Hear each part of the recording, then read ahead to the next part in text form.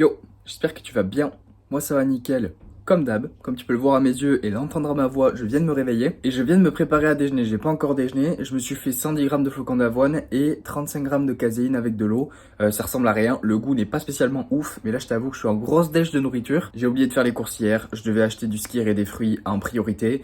Et je n'ai plus ça, voilà. Et des Weetabix aussi. Et je n'ai plus rien du tout. Donc j'ai pas de skir et du coup je prends de la caséine avec de l'eau pour avoir suffisamment de prot. J'ai pas de fruits, donc je prends rien. Et j'ai pas de Weetabix, donc je prends plus de flocons d'avoine. Voilà, je vais manger ça et directement après, je vais te montrer le squat. J'ai un SBD aujourd'hui, mais c'est une semaine de deload et je vais commencer par le squat. Ok, bon, j'ai menti. Après mon excellent petit-déj, faux, il était pas ouf du tout. J'ai envie de prendre ça. Et là, je voulais te le montrer parce que c'est vraiment exceptionnel, ça. Donc, c'est des Nature Valley et c'est chocolat noir, mélange de noix. Et honnêtement... Honnêtement, c'est exceptionnel. Moi, ça me rappelle grave le goût d'un Snickers. Et c'est 130 cales la barre, un truc comme ça. Bon, allez, je te montre le squat. I've been counting down the days to get out. I've been looking for a way from this town. And you're too far away to help me now. So I'm counting down the days to get out. 'Cause I need to learn to forget everything that drags me down. I need to forget everything inside me now. Full speed ahead, fly from the end. So I'm full speed ahead.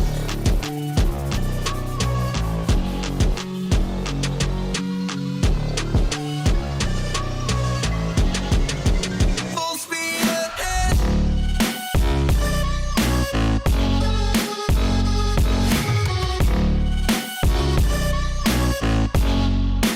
Full speed ahead.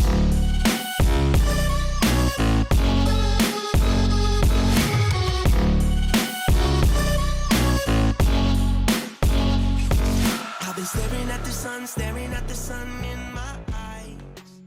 Bon là j'ai fini ma séance, je vais te parler de chaque lift un après l'autre. Donc d'abord pour le squat, honnêtement je me sentais hyper à l'aise. J'ai fait x3 à 150, 160, 170 et selon moi j'étais au RPE 7. Après j'avais un x10 à faire et j'ai fait 130 x 11 parce que je sais pas compter et qu'apparemment j'ai envie de faire plus de reps. Mais honnêtement dans l'ensemble je me sentais à l'aise. Si t'as fait attention, j'ai la stance beaucoup plus écartée qu'il y a quelques semaines. Et j'ai remarqué depuis le début de la semaine là que je me sens vraiment bien comme ça. J'ai beaucoup moins de contraintes en bas du dos. La trajectoire de la barre elle est bien meilleure. Elle est beaucoup plus droite. Du coup on verra ce que ça donne pendant le prochain bloc. Mais là je me sens beaucoup mieux. Le seul problème c'est que en ce moment j'ai très mal aux épaules et aux coudes. Au squat c'est surtout épaules et coudes droits. Et après ça se répercute sur mon bench du coup. Donc je vais te montrer mon bench et tu verras que mon grip il est un petit peu différent d'habitude. Every night, but you're too far away to see the signs. So I'm staring at the sun till I'm dry.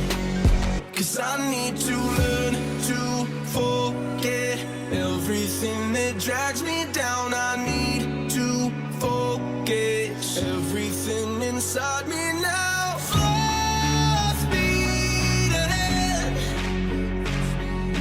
Fly from the end, so I'm full speed ahead.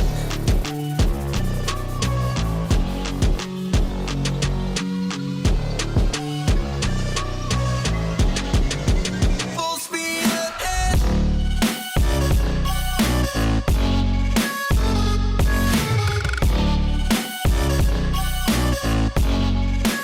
Full speed ahead. Honnêtement, je sais pas si tu te prépares des trucs toi à l'avance, mais genre moi quand je fais du riz pour 3 repas, tu vois.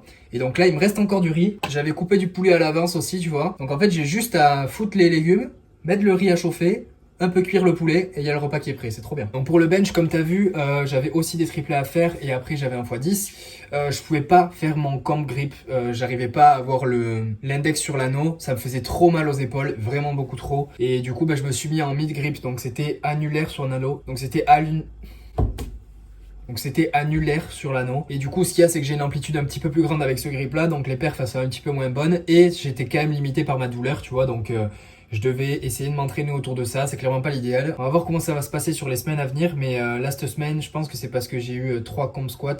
Et en gros, ces douleurs-là qui sont venues genre aux épaules et aux coudes, elles sont apparues quand j'ai commencé à faire 3 comp squats, tu vois, à avoir la barre basse sur le dos.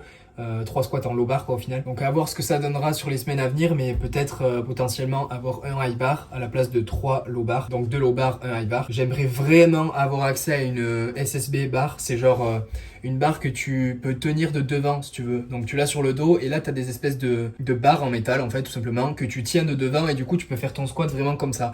Je kifferais avoir accès à ce genre de barre mais bon je peux pas.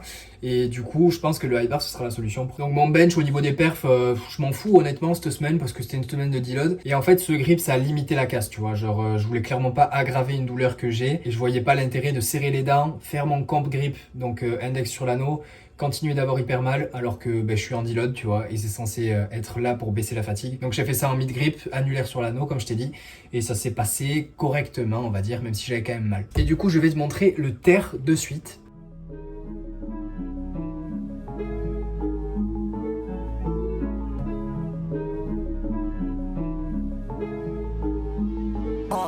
When we got sticks for real, we looking out for the opposition. We don't do this for mass appeal. Don't make me blast it still. I put in work, no Vladimir. They want me to lose, but I can't. Mama shed like 1,000 tears. I can't do that shit to waste. I pull up in Mercedes. Next year you gon' see me pull up in the race. All I do is ball hard. Mama told me, boy, make sure you tie up your lace. Hey, when I was down bad, boy, I got on my knees and I started to pray. Now I'm breaking bread with my young Betty Wiz. He was a part of the gang. No, now he getting paid every single day. Yeah, I was hustling. I could turn an 8 to a 28. Let me show you. 12, they can kiss my ass. Yeah, see them lights, but you know I got the strap. Go right up, now he getting paid every single day. Yeah, I was hustling. I could turn an 8 to a 28. Let me show you. 12, they can kiss my ass. Yeah, see them lights, but you know I got the strap. Go right, I push the.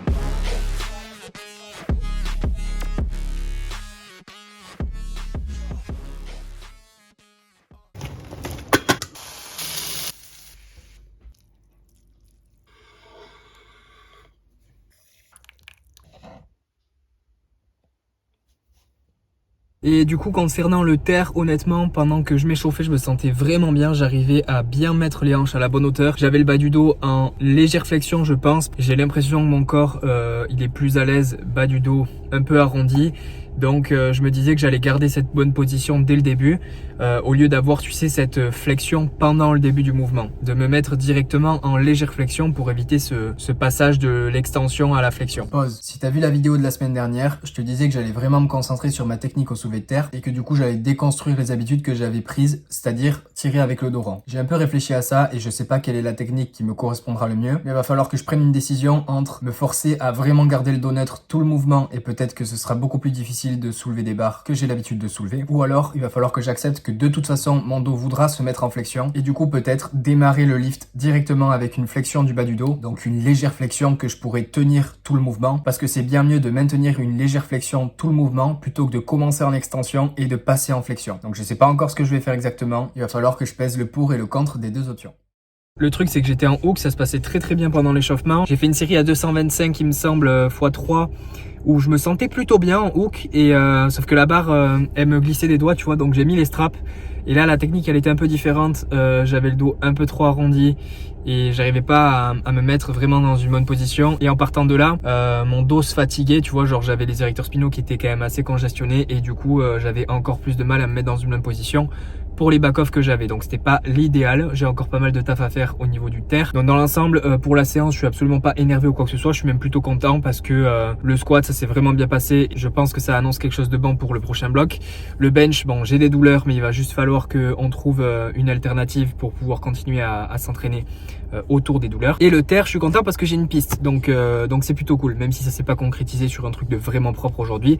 Ça mettra le temps qu'il faudra, mais j'ai une piste pour la technique, donc c'est plutôt cool. Donc du coup c'est à peu près tout pour l'entraînement et je pense que je te montrerai ce que je me fais à manger ce soir, parce qu'en ce moment je me fais plaisir niveau nourriture. Ok, bon, pour le repas de ce soir je suis un mec excessivement original. Ce midi j'ai mangé riz, poulet, chou de Bruxelles. Ce soir je me suis fait riz, poulet, salade tomate. Voilà, j'adore le riz et le poulet apparemment, mais il y avait un truc que je voulais tester en caméra, c'est ça là. J'ai vu ça dans le rayon chocolat et je me suis dit je suis obligé de goûter.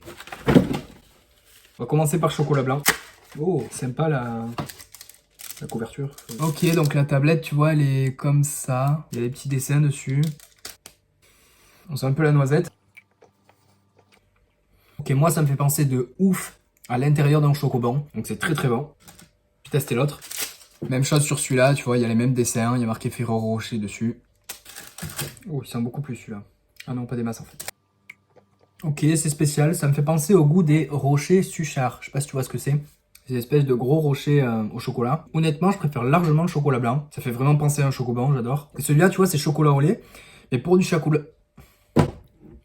Et pour du chocolat au lait, il est très chocolaté, je trouve. Il fait penser à du chocolat noir un peu, tu vois. Donc c'est vraiment spécial. Ouais. Pas hyper fan de celui-là, tu vois. L'autre, par contre, est exceptionnel. Donc personnellement, si j'en avais un à te conseiller, ce serait le chocolat blanc. Du coup, celui-là, j'aurais tendance à mettre un 5 sur 10. Et celui-là, un bon 8,5, tu vois. Donc voilà, c'est tout pour la vidéo. J'espère que tu auras aimé. Si t'as aimé, mets un j'aime. Commente pour me dire ce que t'en as pensé.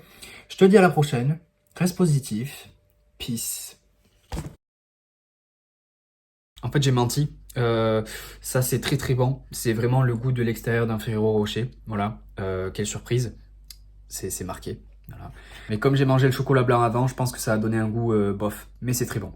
Je mettrai 8 sur 10.